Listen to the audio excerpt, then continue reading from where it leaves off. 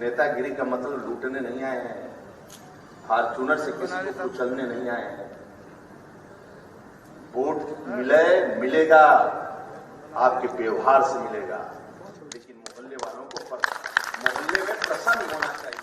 स्वागत है आपका यूपी तक में। नमस्कार, मैं हूं कुमार अभिषेक और आज बात लखीमपुर कांड के बाद बीजेपी के भीतर मचे बवाल की।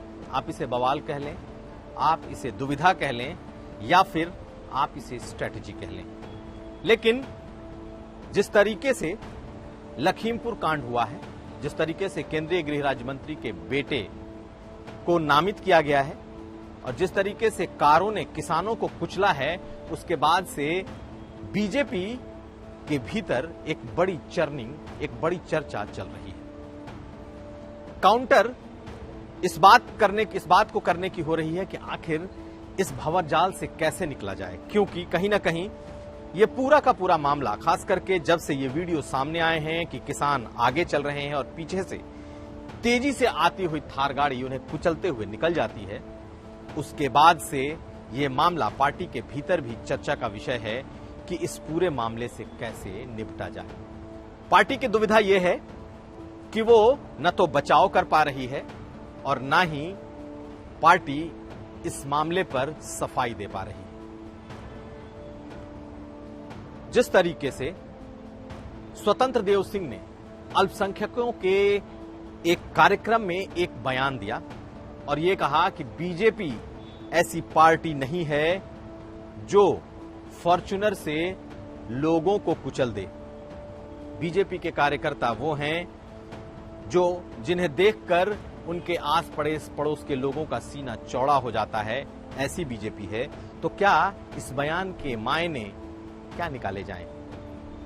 ये बीजेपी के भीतर का कंफ्यूजन है, ये बीजेपी की दुविधा है, या बीजेपी इससे निकलने का रास्ता ढूंढ रही है? अगर खबरों की माने तो इस बाबत एक मीटिंग दिल्ली में है, जिसमें कि पार्टी का शीर्ष नेतृत्व, प्रदेश के शीर्ष नेतृत्व से बात कर इस मामले के सुलह की कोशिश में है। लेकिन अगर पार्टी में अगर आप देखें तो जिस तरीके के बयान पहले वरुण गांधी के आए, खुलकर उन्होंने किसानों का साथ दिया।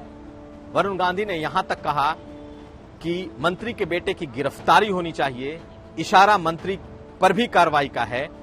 और उसके बाद अब जबकि गिरफ्तारी के बाद के अगर आप ट्वीट देखें तो वरुण गांधी ने यह भी कह रखा है कि ऐसा लगता है कि इस मामले में हिंदुओं और सिखों के बीच कहीं ना कहीं एक ध्रुवीकरण की कोशिश भी चल रही है।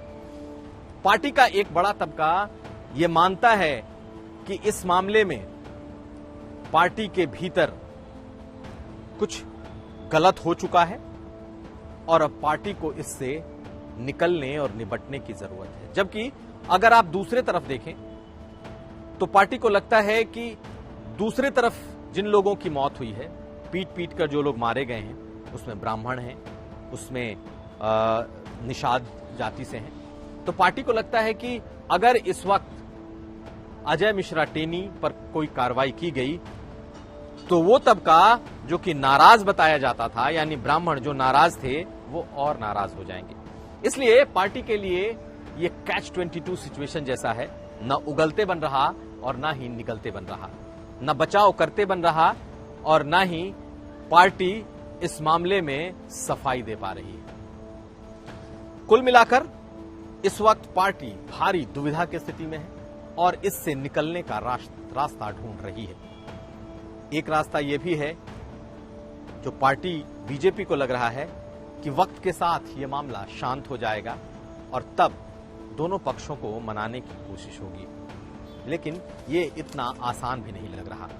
इसलिए पार्टी के भीतर का एक धड़ा खुलकर इस बात की बैटिंग कर रहा है कि मंत्री पर कार्रवाई नहीं होनी चाहिए क्योंकि उससे सियासी नुकसान ज्यादा होगा, जबकि एक धड़े के भीतर यह भी चर्चा है कि अब जबकि वीडियोज साफ साफ ये कह रहे हैं कि मंत्री के बेटे की गाड़ियां किसानों पर चढ़ी, उन्हें कुचला गया और किसान चुपचाप चल रहे थे और तब उन्हें कुचला गया। ऐसे में कहीं ना कहीं फायर फाइटिंग बेहद जरूरी है और सबको साथ लेकर चलने के लिए कुछ और कार्रवाई की जरूरत है।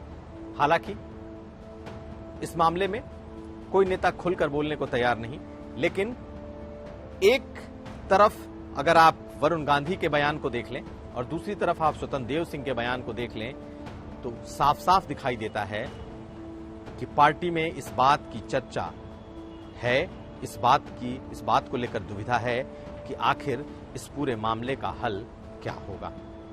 कुमार अभिषेक, यूपी तक।